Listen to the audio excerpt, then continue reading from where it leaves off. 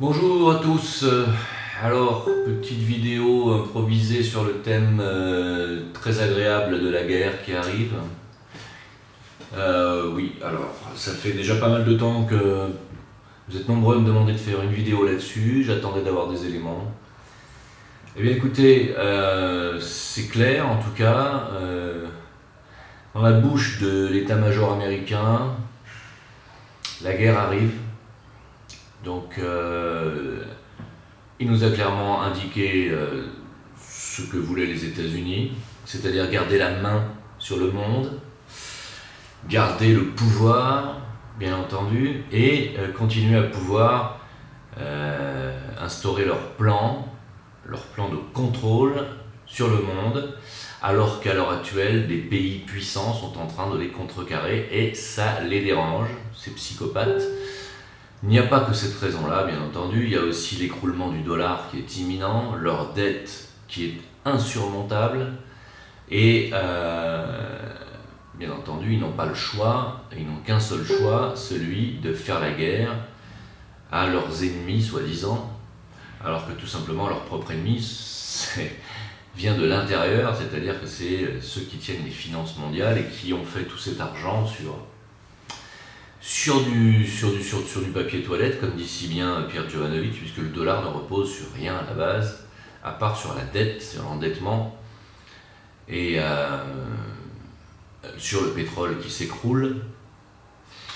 Donc fatalement, nous sommes à l'aube de changements majeurs dans cette stratégie du nouvel ordre mondial, de leur nouvel ordre mondial. Je vous ai déjà expliqué dans d'autres vidéos que le nouvel ordre mondial est inévitable parce qu'il y a des changements planétaires, alors des changements planétaires qui n'ont rien à voir avec l'être humain, il y a des changements vibratoires, nous allons rentrer, je l'ai déjà dit, progressivement dans l'ère du Verseau d'ici un siècle, et l'ancien ordre, celui du poisson, doit disparaître, donc il y a des forces dans le monde, sur la planète, qui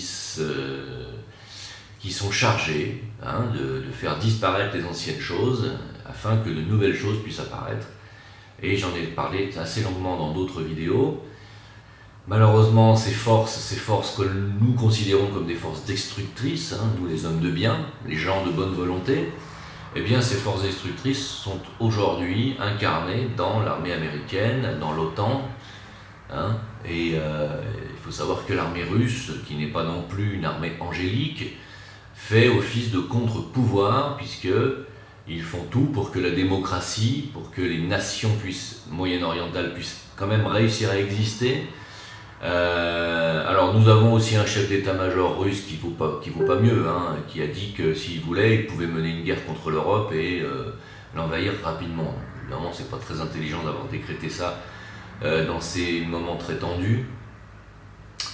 Voilà, donc si vous voulez, on arrive maintenant, on est au bord d'un conflit, un conflit qui est clair entre les États-Unis et très probablement l'OTAN. Je ne vois pas comment la France pourrait se désolidariser d'un conflit militaire à grande échelle.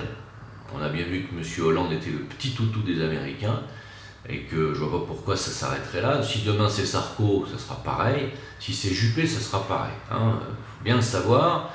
Les seules personnes qui pourraient éventuellement faire office aussi de contre-pouvoir dans l'Europe sont les partis nationaux, dits nationalistes, dits patriotes, ce que le système ou la gauche ou le système UMP français appelle les fascistes, l'appelle l'extrême droite, qui est absolument pas vrai. Le FN, Marine Le Pen, se dressera, je pense, contre tout conflit armé entre l'OTAN et la Russie. Je pense qu'il n'est pas question dans l'esprit d'une Marine Le Pen d'aller faire la guerre à la Russie. Alors, que nous dit cet état-major américain, ce va-t-en-guerre, ce psychopathe? On peut quand même lui donner des noms d'oiseaux, parce que c'est quand même un grand malade mental. Mais bon, comme je l'ai dit au début, il suit des intérêts, il fait partie de forces destructrices, et lui, c'est un monsieur qui a très certainement pas d'érection en regardant Cyril Hanouna. Je pense que lui, ce qui lui donne des érections, c'est plutôt des films comme Rambo, voilà, bon, même si moi j'adore Rambo, mais c'est le genre de mec. Bref, j'ai pas envie d'être insultant davantage.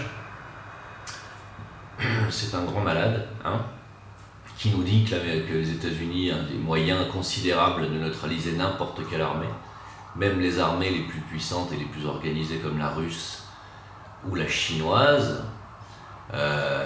Voilà. Alors, dans sa menace, hein, pour lui, les ennemis, c'est clair, c'est la Russie, la Chine, rien que ça, l'Iran et la Corée du Nord, hein, c'est-à-dire 3 puissances militaires nucléaires plus une grosse puissance militaire au Moyen-Orient.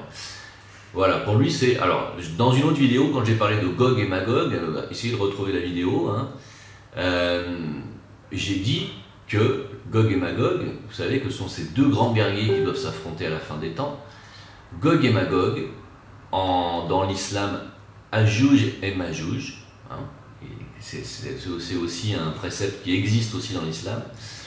Gog et Magog sont deux guerriers qui s'affrontent à la fin des temps, et Gog et Magog sont le groupe Ouest, États-Unis plus Europe, États-Unis OTAN, contre le groupe Est, que j'avais déjà identifié il y a longtemps dans plusieurs vidéos, que j'avais identifié comme étant la Russie, la Chine, l'Iran et la Corée du Nord. Et bien voilà, les 4 pays que vient de nous dénoncer ce chef de l'état-major américain, comme par hasard. Donc il s'agit bien d'un retour de Gog et Magog, il s'agit bien non pas seulement d'une guerre contre un contre-pouvoir, machin, il nous dit n'importe quoi, il ne nous donne pas les vraies raisons. Les vraies raisons, c'est que, primo, l'Amérique est sur le point de s'écrouler financièrement. Donc là, ils n'ont pas le choix. Écoutez Pierre Jovanovic, qui vient de faire encore sa dernière déclaration dans L'heure la plus sombre. Tapez L'heure la plus sombre, c'est une émission de radio, et vous tapez Jovanovic, qui est la dernière émission en date. Vous allez voir ce qu'il dit sur ça. Les États-Unis sont obligés de faire la guerre, comme à chaque fois qu'on a utilisé la planche à billets pour dévaluer, pour faire de l'argent parce que tout s'écroule, ce système s'écroule, ce système d'endettement ne peut pas fonctionner à long terme. Bien à chaque fois qu'on a utilisé la planche à billets pour faire des billets, il y a eu une guerre derrière. Hein. Voilà, nous y sommes. Hein. Donc ce chef d'état-major nous prévient. Alors le but, la raison, c'est pas uniquement l'écroulement imminent du système financier, c'est aussi l'instauration d'une nouvelle ordre mondiale, puisqu'il nous dit dans sa déclaration, que je vous conseille d'écouter, que j'ai mis sur mon Facebook, sur mon mur, Facebook Jim Leveilleur, J-I-M, plus loin Leveilleur en un seul mot, pour ceux qui veulent me poser des questions. Il nous dit qu'il faut un monde unipolaire, voire maximum bipolaire, qui sont les seuls schémas stables pour un monde stable, que les schémas multipolaires sont des schémas dangereux qui visent la sécurité des États-Unis, blablabla. Alors un monde multipolaire, ça veut dire quoi? Un monde multipolaire, c'est un monde où plusieurs nations ont leur propre souveraineté et ne sont pas soumis à des dictats justement de ceux qui dirigent le monde unipolaire ou bipolaire. Le monde bipolaire jusqu'à présent, ça a été les États-Unis et la Russie, les deux puissances mondiales. Ce que veulent les États-Unis, c'est un monde unipolaire où ce sont eux qui dirigent le monde, puis point final. En réalité, ce sont eux avec Israël derrière. Hein. C'est Israël qui dirige tout ça. Hein. Faut le savoir hein, quand même. Hein. Donc, l'idéal des États-Unis est de bâtir ce nouvel ordre mondial sur un idéal messianique, hein, j'ai déjà dit. Le but de tout ça, c'est aussi le retour du Messie en Israël, puisqu'il y a aussi des chrétiens, des chrétiens américains, qui sont pour le retour de ce Messie en Israël. Pour eux, c'est aussi une bonne chose, puisque ce serait éventuellement le retour du Messie aussi des chrétiens. C'est ce que pensent certains chrétiens américains comme Donald Trump. Vous voyez ? C'est pour ça que ces gens-là sont sionistes. Ils sont pour la création d'un Israël puissant, pour que le Messie puisse revenir. Tout ça, c'est clair, hein, je veux dire, voilà. Ils le disent, hein. Écoutez Hillary Clinton, ce qu'elle dit sur Israël, écoutez. Donald Trump qui distribue des kippas dans ses meetings, je veux dire, c'est pas... Et il n'est pas juif, hein. Ce sont des chrétiens sionistes, hein, voilà. Tous les sionistes ne sont pas juifs, hein. Quand on me dit tu fustiges les juifs, non. C'est pas que les juifs, c'est un idéal, hein. Et l'idéal actuel, c'est la toute-puissance américano-sioniste, hein, il faut le dire. C'est ce qu'a déjà dénoncé en 2003, je crois, Dieudonné, dans son sketch chez Fogiel. C'est pour ça qu'il a été dégagé là, définitivement de la télé. Il avait déjà mis le doigt sur la fourmilière. Hein. Donc, ce va-t-en-guerre là de chef d'état-major américain nous dit il faut créer un monde unipolaire, nouvel ordre mondial, hein, inévitable de toute façon, comme je l'ai déjà dit dans d'autres vidéos, qui sera en premier lieu destructeur, comme j'ai déjà dit dans d'autres vidéos. Donc, on y est, on va y être bientôt. Il nous dit que c'est une guerre qui peut durer 25 ans. Il nous dit que les 25 prochaines années ne vont pas être comme les 25 dernières, ni comme les 10 dernières. Il vient de nous le dire. Et il nous dit que ça va être un conflit extrêmement, hautement sanglant. Attendez-vous à de la destruction à haut niveau. Alors, c'est vraiment des fous. Pour ceux qui ne pensaient pas qu'on arriverait là, on y arrive. On y arrive. Est-ce que ça va être une guerre mondiale à grande échelle? On ne sait pas, on va voir. En tout cas, une chose est certaine, c'est que les États-Unis visent clairement la Russie, la Chine, l'Iran et la Corée du Nord. Alors, la Corée du Nord, peut-être que c'est plus lointain. L'Iran, je pense que ça va être certainement les premiers touchés. Mais ils visent la Russie et la Chine. Alors, si l'Europe, si l'OTAN, et notamment la France, fait office de petit toutou dans ce jeu de guerre, vous vous doutez bien que si l'OTAN et les États-Unis attaquent la Russie et la Chine, il va y avoir un effet boomerang. Les armées terrestres russes et chinoises peuvent très bien se dire, bon nous maintenant on débarque en Europe. C'est pas du tout impossible du coup. Voilà. Donc ouais, quand je dis fuyez ou battez-vous, c'est battez-vous non pas contre les peuples et non pas contre les armées, mais battez-vous contre les gouvernements qui décident ce genre de choses. Parce que les gouvernements là, français et le prochain vont faire le jeu de ce genre de tarés de bat en guerre. Donc c'est contre nos gouvernements qu'il faut faire la guerre là.